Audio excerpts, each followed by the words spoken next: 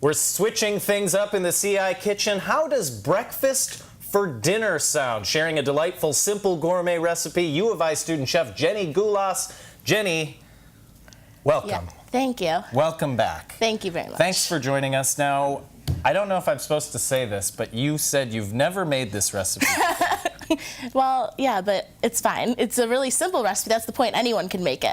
So you don't have to know how to make it. Now you're selling. You can just put it together. Okay, so I was concerned at first, but really it is kind of a simple recipe, yeah, it's right? just assembly. What are we dealing with? Okay, so you have so a breakfast taco. You're just your tortillas, cheese, bacon, or you could use sausage, scrambled eggs, and then we have our homemade pico de gallo. Ooh, okay. So let's go back to the meat. Yes. You said sausage. What about a nice chorizo? Oh, that could be good too. Have you had chorizo? Yeah. I'm a little obsessed with chorizo really? at the moment. Yeah. That could be good too. Okay. Yeah. Well, you could add it all. You could do bacon, sausage, chorizo. You could do everything. Oh, and just skip the egg and cheese and everything. Just eat meat. So you've chosen bacon. Let's talk about what goes into the preparation of the pico de gallo. It's just tomatoes chopped onions, fresh cilantro, and garlic. Okay, so simple. You're just cutting this up and mixing? Yep. Okay. That's all we did. So what do we start with? Okay, I started by scrambling the eggs. So these are all done here.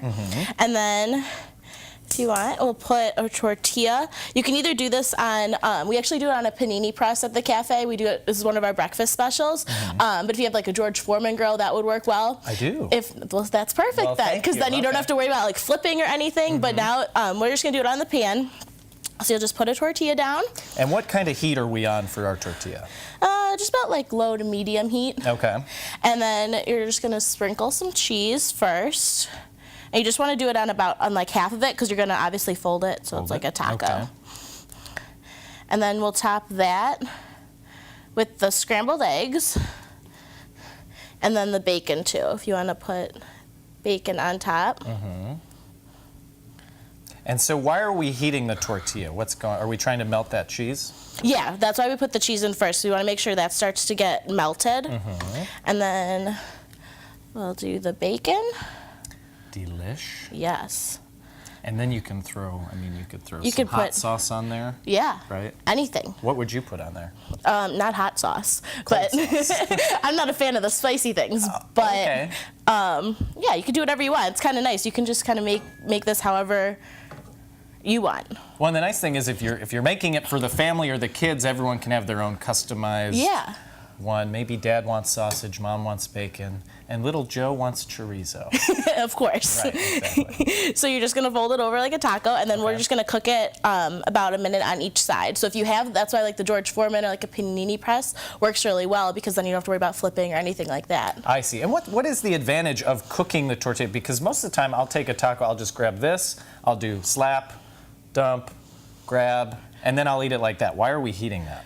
We just like to make it all, like, we want to make sure everything's melted together. If not, you're just kind of getting, like, pieces of everything, like your meat and then your eggs. So this is just kind of making it more of, like, a melt. Got it. This is my problem in the kitchen is I have no patience. I'd rather be eating right away. Yeah. That's always a problem. That's always a problem. Well, we thank you so much. We're going to be, speaking of eating food. Yeah. Kind of, we were speaking of. We're going to eat this coming up in a little bit.